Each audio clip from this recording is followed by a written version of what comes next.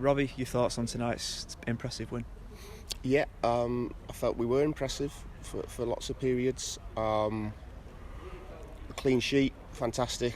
I just told the boys there, in football you live and die by keeping clean sheets. It gives you all the ability we've got at the top end of the pitch. It will always give us a chance in games. So it's a whole team contribution.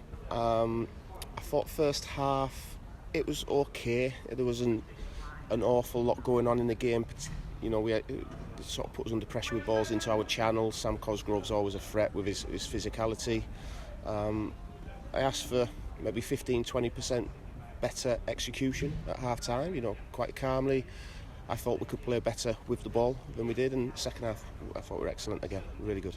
Coming up against a League One side as well, were you impressed with the way the lads attributed themselves? Yeah, they keep on impressing me. I think we've got players that can play up the leagues. Obviously they have done in the past, but also we've got a very young team, and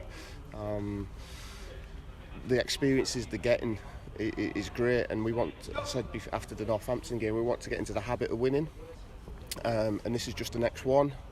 We'll enjoy it for a couple of hours on the bus, and then I've asked for the total focus on the game on Friday, because we've had a good week. I want it to be a brilliant one. You were able to welcome Jake Beasley back after he missed the weekend. He won the penalty and converted it himself. How do you make of his performance tonight? Yeah, Jake's all action, isn't he? He's a threat with his running power. We're talking to Jake about improving his technique. I think that's fair. He's not the finished article yet by any stretch, but for him to make the touch to get the penalty was fantastic. It was a great touch. Took it in his stride. And then to step up and take the penalty in a pressurised situation was really good. So he'd be really happy he's got off the mark for the season. How pleased were you with Danny Cashman as well to get off the mark? Yeah, so you wouldn't expect Danny to win many headers on the back post, but that's where we ask our wide players to get in and threaten the goal. One winger to the other with Newby crossing, and I think it's really important as well we use our subs correctly.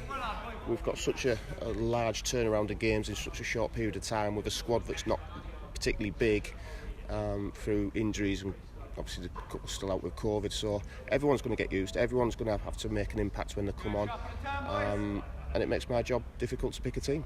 And at the other end, of course, a clean sheet you must be pleased with. People think it's a negative. I remember watching lots of the programmes last year in the Premier League, and I think Man City and Liverpool, all the managers talk about after the game is clean sheets. It gives you such a platform to win football matches. Obviously working with Big Sam, and that was his mantra, and people think it's a negative. It's not. If you defend properly with the ability we've got in the team, we'll score goals, but we can't be having to score 3 goals to win a game. So it's a contribution from everybody in the team. The front players start the press off. I want them to be aggressive with that. I want them to get hit with the ball. They don't like that, but for the team it's brilliant.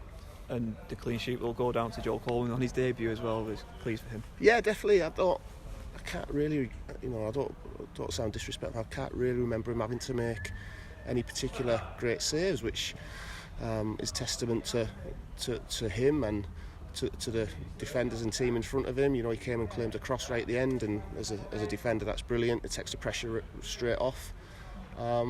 But yeah, he'd be pleased with his performance, and like I say, it gives me some nice headaches now for Friday. And into the hat for the next round as well. Is it something, a cup run, was that sort of on the mind when you joined the club in either the Carabao or the FA Cup? I think for a club like ours, the revenue that could be potentially coming in through a cup run is important. So yeah, we'll see who. It's lovely to be in the hat and into the next round. So we'll see who we get, and hopefully it's a really big team. Because I think our fans deserve that after what they've been through, and it's nice to be in the hat. Yeah. You mentioned the supporters, and again they're out in numbers tonight. It's not an easy journey to make on a Tuesday night. No, not at all. They're in good voice.